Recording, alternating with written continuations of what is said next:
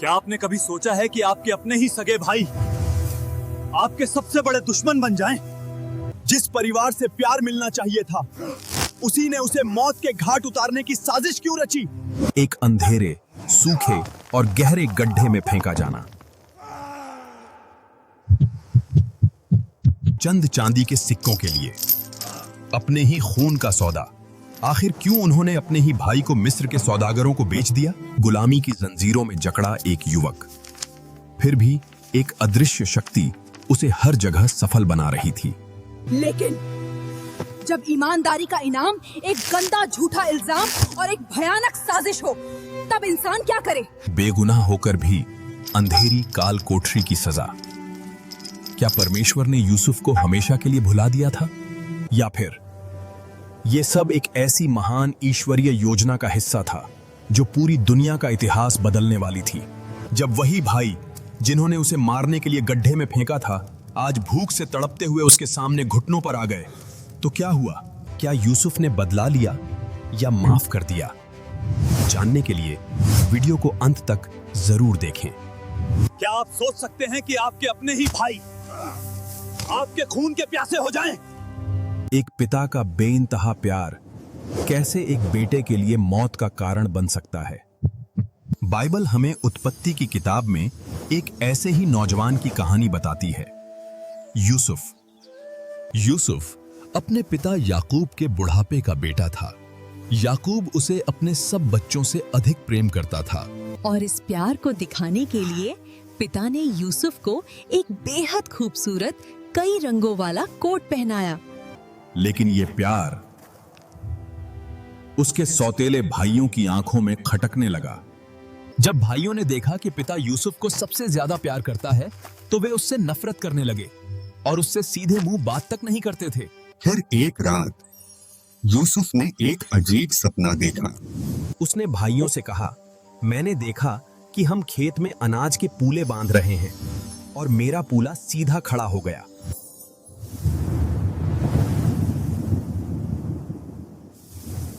ये सुनकर भाई आग बबूला हो गए। क्या तू सचमुच हम पर राज्य करेगा? उनकी नफरत और बढ़ गई। कुछ दिनों बाद यूसुफ ने एक और सपना देखा, और इस बार सपना और भी बड़ा था। इस बार सूरज, चांद और 11 तारों ने मुझे दंडवत किया। जब उसने ये सपना अपने पिता को बताया, तो याकूब ने भी उसे डांटा। क्या मैं, तेरी माता और तेरे भाई सचमुच तेरे सामने झुकेंगे? भाई तो जल भुन गए, लेकिन पिता ने इस बात को अपने मन में रख लिया। एक दिन यूसुफ के भाई शकेम में अपने पिता की भेड़ बकरियां चराने गए। याकूब ने यूसुफ को बुलाया और कहा, जा देख कि तेरे भाई और भेड़ बकरियां कुशल से तो हैं। यूसुफ अपने पिता की आज्ञा मानकर निकल पड़ा, अनजान कि यह सफर उसकी जिंदगी बदलने वाला था। शकेम पहुंचकर वो मैदान में भटक रहा था कि एक आदमी ने उससे पूछा, तू किसे ढूंढ रहा है? मैं अपने भाइयों को ढूंढ रहा हूं। वे दोतान की तरफ गए हैं। यूसुफ अभी दूर ही था कि उसके भाइयों ने उसे रंग बिरंगे कोट में आते हुए देख लिया। उसके पास पहुंचने से पहले ही उन्होंने उसे मार डालने की साजिश रची। देखो, वो सपनों का देखने वाला आ रहा है। आओ हम उसे मार डालें और किसी गड्ढे में फेंक दें। हम कह देंगे कि किसी जंगली जानवर ने उसे खा लिया, फिर देखेंगे कि उसके सपनों का क्या होता है। लेकिन बड़े भाई रूबेन ने यह सुना। उसने यूसुफ को बचाने की कोशिश की। कि हम उसकी जान न लें, अपना हाथ उस पर मत उठाओ, उसे बस इस सूखे गड्ढे में डाल दो। रूबेन का इरादा था कि बाद में वो यूसुफ को चुपचाप निकालकर पिता के पास वापस ले जाएगा। जैसे ही यूसुफ अपने भाइयों के पास पहुंचा, उन्होंने उस पर बेरहमी से हमला कर दिया। उन्होंने सबसे पहले उसका वो खूबसूरत कई रंगों वाला कोट झपट कर उतार लिया, जिससे उन्हें इतनी नफरत थी। और फिर उन्होंने उसे उठाया और एक गहरे, अंधेरे और पानी रहित गड्ढे में फेंक दिया। अपने भाई को मौत के मुंह में धकेलकर वे कितनी शांति से बैठकर खाना खाने लगे। कितनी क्रूरता! तभी उन्होंने आंख उठाकर देखा कि इश्माइली व्यापारियों का एक कारवां ऊंटों पर मसाले लेकर मिस्र की ओर जा रहा है। तब यहूदा ने अपने भाइयों से कहा, अपने भाई को मार डालने से हमें क्या मिलेगा? आओ हम उसे इन व्यापारियों के हाथ बेच। उन्होंने यूसुफ को उस अंधेरे गड्ढे से बाहर खींचा, लेकिन उसे बचाने के लिए नहीं, बल्कि गुलाम बनाने के लिए, और महज 20 चांदी के सिक्कों के लिए। उन्होंने अपने ही खून को अपने भाई यूसुफ को मिस्र ले जाने के लिए बेच दिया। अपनों से मिला धोखा और गुलामी की जंजीरें। क्या यूसुफ की कहानी यहीं खत्म हो गई, या ये एक बड़ी योजना की शुरुआत थी? इश्माइली व्यापारी यूसुफ को मिस्र ले आए। जो बेटा कभी पिता का दुलारा था, आज वो बाजार में बिकने के लिए खड़ा था। तभी वहां मिस्र के राजा फिरौन का एक बड़ा अधिकारी आया। उसका नाम पोतीपर था, जो पहरेदारों का कप्तान था। पोतीपर ने यूसुफ को उन व्यापारियों के हाथ से खरीद लिया और यूसुफ एक गुलाम के रूप में पोतीपर के घर आ गया। यूसुफ एक अजनबी देश में गुलाम था, लेकिन परमेश्वर उसके साथ था। परमेश्वर की कृपा से यूसुफ जो भी काम करता वो सफल हो जाता। उसके मालिक पोतीपर ने भी देख लिया कि परमेश्वर यूसुफ के साथ है और उसे हर काम में सफलता दे रहा है। पोतीपर यूसुफ से इतना प्रसन्न हुआ कि उसने उसे अपने पूरे घर का प्रधान बना दिया। पोतीपर ने अपना सब कुछ यूसुफ के हाथ में सौंप दिया। उसे बस अपने खाने पीने की चिंता करनी पड़ती थी, बाकी सब यूसुफ संभालता था। समय बीता। यूसुफ अब एक बेहद सुंदर और आकर्षक नौजवान बन चुका था, और यही उसकी सबसे बड़ी मुसीबत बनने वाली थी। पोतीपर की पत्नी की बुरी नजर यूसुफ पर पड़ गई। उसके मन में यूसुफ के लिए वासना जाग उठी। एक दिन उसने बेशर्मी से यूसुफ से कहा, मेरे साथ सो। लेकिन यूसुफ ने साफ इनकार कर दिया। मेरे मालिक ने अपने पूरे घर का भार मुझ पर छोड़ दिया है। उसने आपसे मुंह मोड़कर कोई भी चीज मुझसे नहीं छुपाई। क्योंकि आप उसकी पत्नी हैं, तो फिर मैं ऐसा घोर पाप करके परमेश्वर का अपराधी कैसे बनूं? लेकिन वो औरत कहाँ मानने वाली थी। वो रोज यूसुफ पर डोरे डालती और यूसुफ रोज उससे दूर भागता। फिर एक दिन एक ऐसा मौका आया जिसने यूसुफ की पूरी जिंदगी पलट कर रख दी। यूसुफ अपने काम के लिए घर के अंदर गया, और उस समय घर का कोई भी नौकर अंदर नहीं था।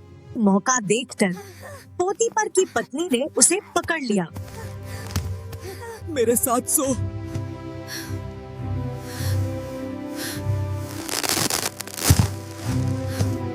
है, लेकिन यूसुफ ने पाप करने से बेहतर भागना सही समझा। यूसुफ अपना कपड़ा उसके हाथ में छोड़कर बाहर भाग गया। जब उस औरत ने देखा कि वो बेइज्जत हो गई है, तो उसका प्यार भयानक नफरत और साजिश में बदल गया। उसने घर के नौकरों को चिल्लाकर बुलाया, देखो, मेरे पति जो इब्रानी दास लाए हैं, वो मेरी इज्जत लूटने आया था, पर मेरे चिल्लाने पर वो अपना कपड़ा छोड़कर उसने उस कपड़े को अपने पास रखा। तब तक जब तक उसका पति पोतीपर घर नहीं आ गया। उसने वही झूठी कहानी अपने पति को भी सुना दी। अपनी पत्नी की बात सुनकर पोतीपर आग बबूला हो उठा। उसने यूसुफ की एक बात नहीं सुनी। बेगुनाह होने के बावजूद यूसुफ को गिरफ्तार कर लिया गया और राजा के बंदियों वाले कैदखाने जेल में डाल दिया गया। यूसुफ फिर से अंधेरे में था, लेकिन क्या आप जानते हैं, परमेश्वर उस अंधेरी काल कोठरी में भी यूसुफ के साथ था। आगे क्या हुआ? अपनों ने गड्ढे में फेंका और गैरों ने काल कोठरी में। क्या एक बेगुनाह की किस्मत में सिर्फ अंधेरा ही लिखा था? लेकिन दीवारें कितनी भी मोटी क्यों न हों, वो परमेश्वर की रोशनी को अंदर आने से नहीं रोक सकती। पोतीपर के घर की तरह जेल में भी परमेश्वर यूसुफ के साथ था, और जल्दी ही जेल के दरोगा ने भी ये बात नोटिस कर ली। उस दरोगा ने जेल के सारे कैदियों और सारे कामों की जिम्मेदारी यूसुफ को सौंप दी। इसी बीच जेल की इन अंधेरी दीवारों से बहुत दूर मिस्र के शानदार राजमहल में एक बड़ा बवाल हो गया। मिस्र का राजा फिरौन अपने 2 खास अधिकारियों पर भयानक रूप से भड़क उठा। ये दोनों थे राजा का मुख्य पिलाने वाला और मुख्य पकाने वाला। न जाने उनसे क्या भारी भूल हो गई थी।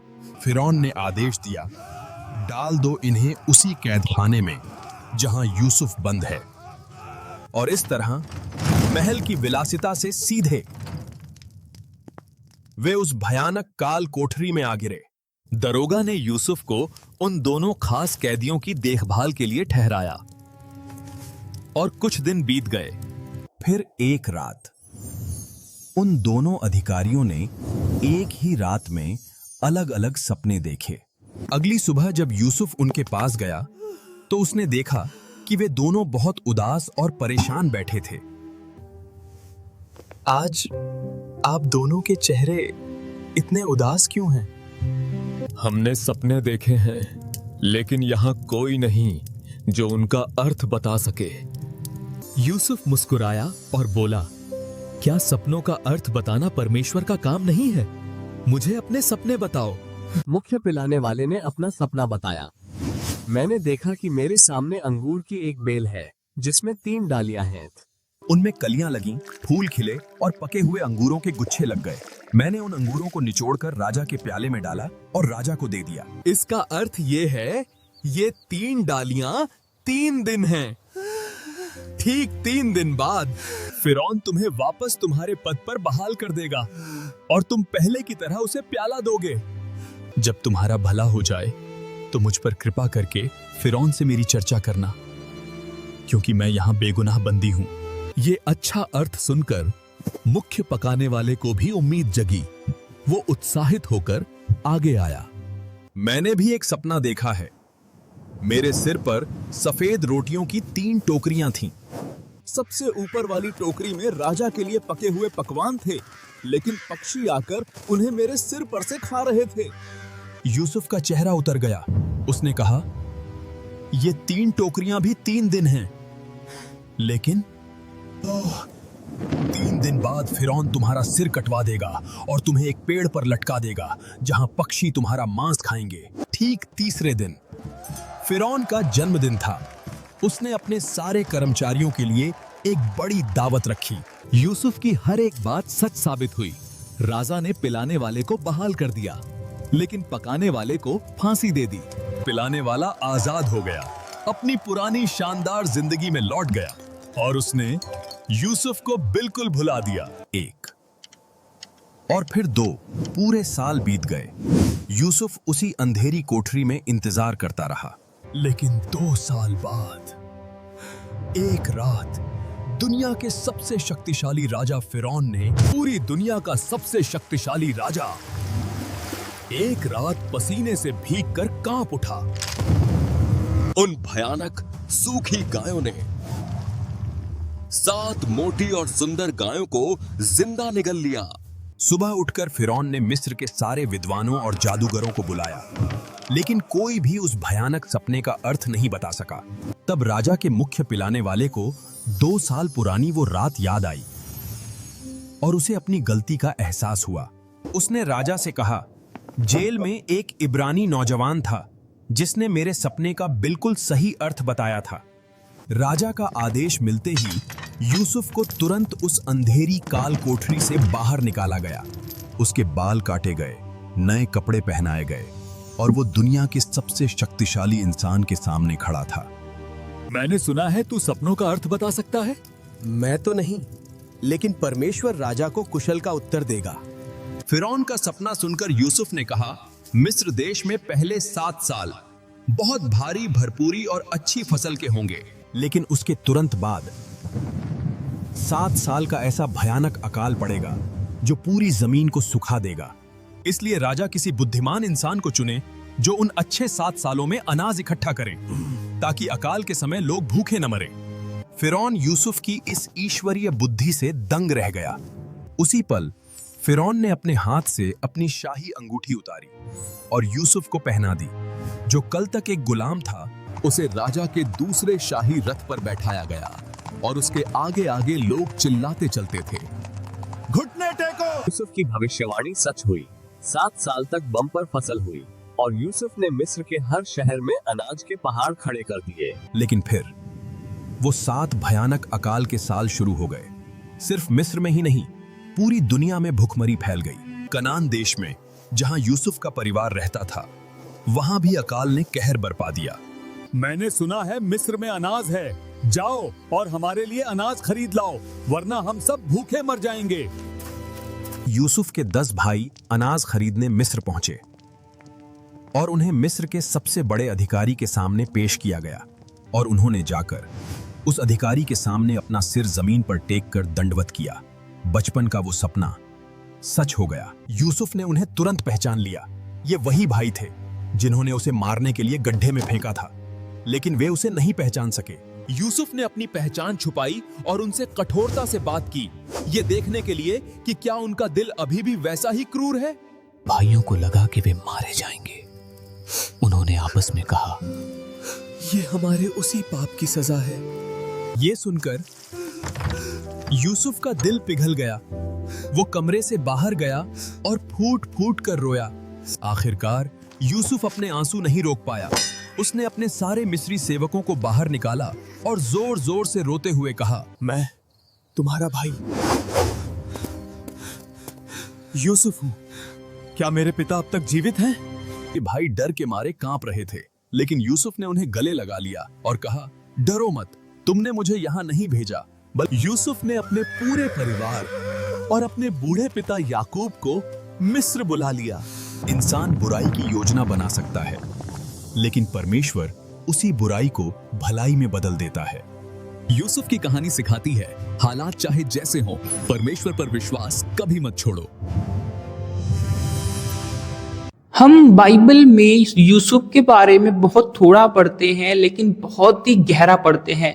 जैसा कि आप सभी जानते हैं कि यूसुफ को उसके भाइयों ने जलन के मारे उनको पकड़वा दिया और उसको मारना भी चाहते थे, लेकिन गड्ढे में फेंक दिया। उसके बाद उनके मन में विचार आया कि मारने से अच्छा इसको बेच देते हैं, सबसे अच्छा। और इस प्रकार से पहला षड्यंत्र उसके जीवन में हुआ और वहां से लेकर फिर पोतीपर के यहाँ गया, पोतीपर से फिर जेल गया, फिर जेल से वहां से फिर वहां पे महल में पहुंचा। तो ये जो सफर है बहुत छोटा लगता है, लेकिन ये जो है विश्वास के नजरिए से बहुत बड़ा सफर है। क्योंकि जब हमारे जीवन में कुछ अच्छा ही नहीं होता, मतलब प्रार्थना भी कर रहे हैं, सब कुछ कर रहे हैं, सब कुछ हो रहा है, फिर भी कोई रिजल्ट नहीं दिख रहा है, कुछ नहीं दिख रहा है, कोई आशा नहीं दिख रही है, ऐसे कंडीशन में बहुत सारे लोग निराश हो जाएंगे। इवन शायद मेरे जीवन में ऐसा होता तो मैं यूसुफ की तरह उतना धर्मी न बन पाता। इसीलिए परमेश्वर ने यूसुफ का ये एग्जाम्पल हमारे लिए रखा है कि जब तुम्हारे जीवन में विकट से विकट परिस्थितियां आए तो तुम इस यूसुफ को याद रखना, जो मेरा सबसे विश्वास योग्य दास था, जिसने विपत्तियों में भी मेरे ऊपर भरोसा रखा। ऐसे ऐसी परिस्थितियां जिसमें लोग टूट जाते हैं, लोग बिखर जाते हैं, कोई राह नहीं वो चुन पाते हैं, वैसे कंडीशन में यूसुफ ने मेरे ऊपर भरोसा रखा है। तो यहाँ पर यूसुफ का ये जो स्टोरी है वो हमें बहुत कुछ सिखाता है। विश्वास की योग्यता सिखाता है, आज्ञाकारिता सिखाता है, धीरज सिखाता है, नम्रता सिखाता है, दया सिखाता है। ऐसी बहुत सी चीजें हैं जो एक मनुष्य की स्वभाव में होनी चाहिए, वो हमें यूसुफ की रूप में हमें देखने को मिलता है। अगर हम यूसुफ को ही फॉलो कर रहे हैं ना, तो हमारी लाइफ का एक बहुत बड़ा प्रॉब्लम सॉल्व हो सकता है। और शायद इसीलिए परमेश्वर ने हमारे सामने यूसुफ का ये एग्जाम्पल रखा है। क्या आप कह सकते हैं कि आप यूसुफ की तरह परमेश्वर की नजर में धर्मी हैं, या क्या हम कह सकते हैं कि हम यूसुफ की तरह हैं? अगर हम ऐसा कह सकते हैं तो यह हमारे लिए बहुत आनंद की बात है। लेकिन अगर हम नहीं कह सकते कि हम यूसुफ की तरह हैं, तो सोचिए कि हमारा जो सोच है, हमारा विचार है, हमारे जीवन में किस ओर जा रहा है, हमारी लाइफस्टाइल कैसी है कि हम अपने आप को यूसुफ की तरह नहीं देख सकते। जब हम खुद को आईने में देखते हैं तो हम अपने अंदर यूसुफ को क्यों नहीं देख पाते? इसीलिए आज के वीडियो से हमें यह सीखना चाहिए, भले ही पीछे जो भी हुआ, बीते समय जो भी हुआ, अभी से पहले जो कुछ हुआ उसको भूल जाइए, लेकिन अब जो करना है वो परमेश्वर की आज्ञा के अनुसार ही करना है। मेरी आशा है कि आज की वीडियो से आपने बहुत कुछ सीखा है, और मेरी यह भी आशा है कि आपने जो भी सीखा है आप और लोगों तक इसको भेजेंगे। जरूरी नहीं है कि आप वीडियो ही भेजें, आपने जो सीखा है वो कॉल के माध्यम से, विचारों के माध्यम से, बात विचार से आप लोगों तक पहुंचा सकते हैं। बाइबल की ऐसी बहुत सी स्टोरीज हैं जिसको हमने वीडियो के माध्यम से आप तक पहुंचाने का प्रयास किया है।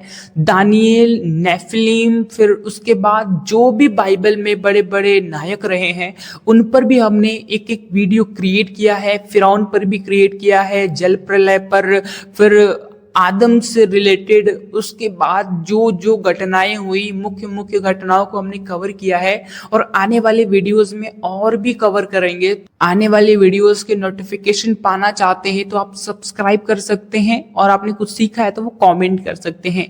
आज की वीडियो यहीं तक, मिलते हैं नेक्स्ट वीडियो में। आप सभी को जय मसीह की, प्रेज़ द लॉर्ड।